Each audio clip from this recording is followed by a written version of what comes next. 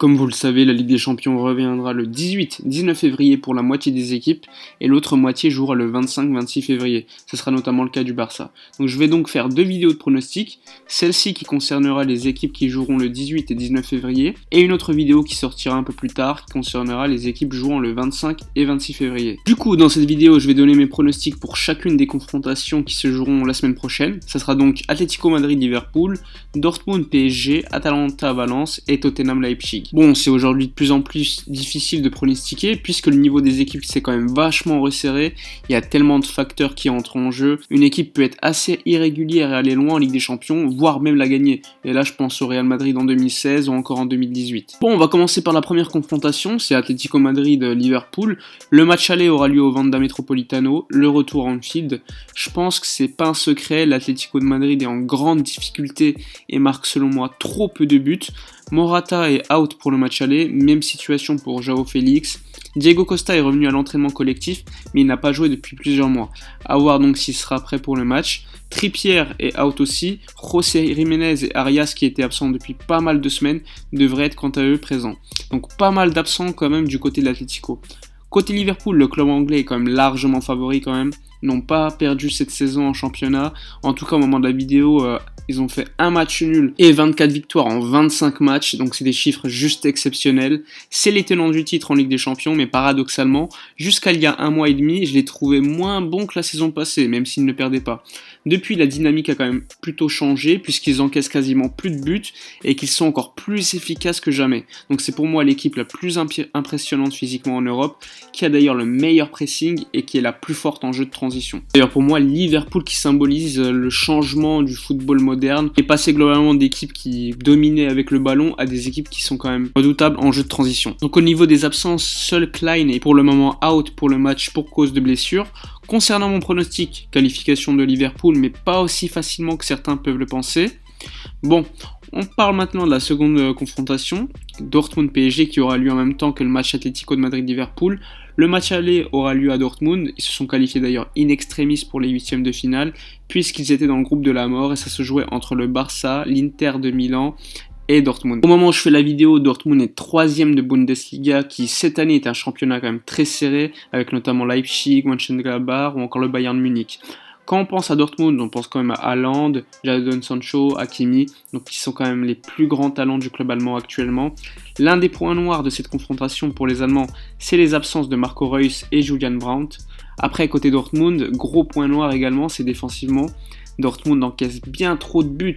D'ailleurs, au moment où je fais la vidéo, c'est la pire défense du top 10 en Bundesliga. La semaine dernière, ils ont quand même encaissé 4 buts contre Leverkusen. Ils se sont d'ailleurs fait remonter puisqu'ils menaient 3-2 et en 2-3 minutes, ils ont encaissé 2 buts. Donc après, c'était terminé, victoire de Leverkusen sur Dortmund. Côté PSG, l'équipe parisienne est quand même bien plus tranquille en championnat. J'ai regardé la semaine dernière le match PSG-OL et on voit quand même clairement qu'il y a un pari avec et sans Neymar. Bon, c'est pas le seul joueur déterminant du PSG, l'autre à mon avis c'est Thiago Silva. En tout cas, Neymar et Thiago Silva seront présents contre Dortmund, comme Marquinhos qui était absent depuis quelques semaines.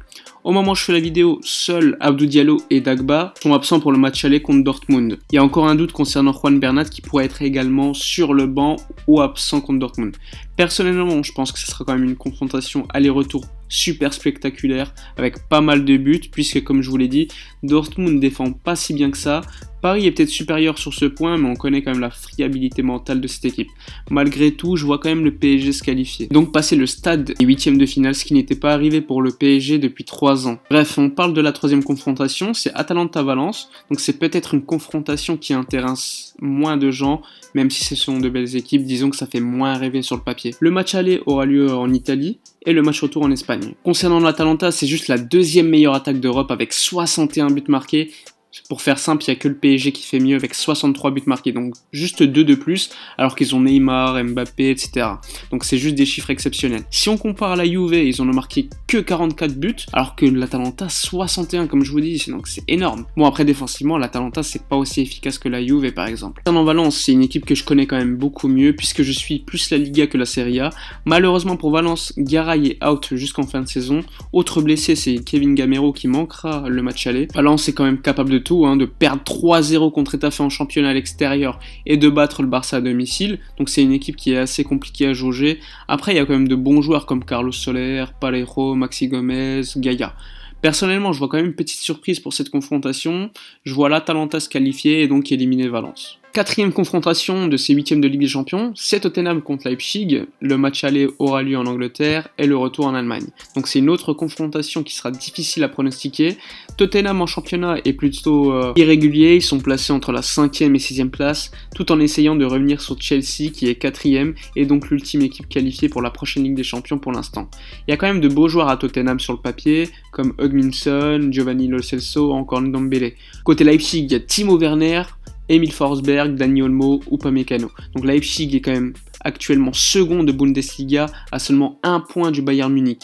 J'ai d'ailleurs vu leur match contre le Bayern Munich la semaine passée qui s'est terminé sur le score de 0-0. Donc Leipzig a quand même eu un manque d'efficacité devant le but, mais n'a pas encaissé énormément d'occasions sur le match, alors que c'était quand même le Bayern en face et que c'était à l'Allianz Arena. Donc côté Tottenham, ils sont quand même capables de battre Manchester City, même si c'était un hold-up, et être en difficulté contre Southampton ou encore Norwich. Pour cette confrontation, il y a quelques absents de marque, comme Sissoko, Harry Kane côté Tottenham, donc Harry Kane qui est quand même le grand absent pour Tottenham. Côté Leipzig, c'est plutôt l'absence de Konaté qui va se faire remarquer. Ce sera donc intéressant de voir Nagelsmann, qui est le coach de Leipzig, face à José Mourinho, donc deux coachs qui symbolisent deux ères complètement différentes du football.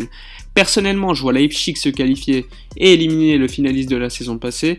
Bon, ça reste quand même une confrontation qui est assez serrée et difficile à pronostiquer. Bref, c'est la fin de la vidéo. N'hésitez pas à donner votre pronostic en commentaire pour ces 4 premières confrontations qui auront lieu la semaine prochaine. Ça fait quand même plaisir de revoir la Ligue des Champions. C'est sans doute la compétition qui nous fait le plus vibrer tout au long de l'année. Bref, n'oubliez pas de liker, de vous abonner à la chaîne ou encore partager la vidéo. On se retrouve pour la partie 2 la semaine prochaine. D'ici là, on se dit à bientôt et portez-vous bien.